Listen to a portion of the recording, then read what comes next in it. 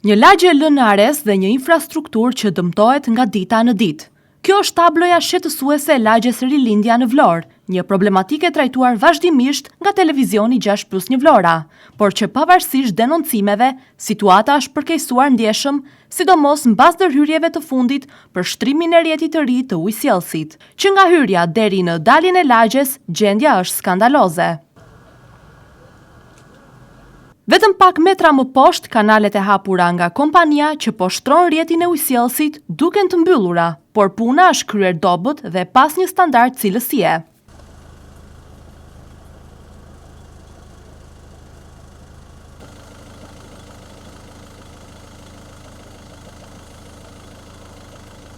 Në vim të vëzhgimit tonë në këtë lagje të rëndësishme të qytetit, ku jeton një numër i konsiderueshëm banorësh, shihet qartë se infrastruktura është tejet problematike dhe prej kohësh e haruar. Në disa zona ku është hedhur çakëll, situata është bërë edhe më e keqe se më parë, duke kthyer lëvizjen e automjeteve dhe të këmbësorëve në një sfidë të përditshme. Banorë shprehen të shqetësuar, madje të indinjuar. Ata thonë se e kanë ngritur zërin vazhdimisht, por thirrjet e tyre duket se nuk janë dëgjuar. Sipas tyre, ishte premtuar se rehabilitimi i infrastrukturës ishte përfshirë në buxhetin e këtij viti që po mbyllet, por jemi në 11 dhjetor dhe viti 2025 po përfundon pas një lëvizje konkrete.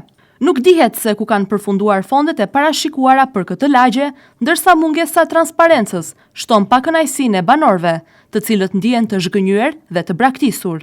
Ata kërkojnë ndërhyrje të menjëhershme, pasi çdo ditë që kalon e vështirëson edhe më shumë jetesën dhe dëmton automjetet e tyre. Televizioni 6+1 Vlora do të vijojë të ndjek nga afër këtë situatë dhe t'i jap zë shqetësimeve të qytetarëve, me shpresën që institucionet përgjegjëse të reagojnë para se dëmet të bëhen edhe më të mëdha, që realisht në këtë lagje kjo gjë ka ndodhur dhe nuk ka ku të shkojë më keq.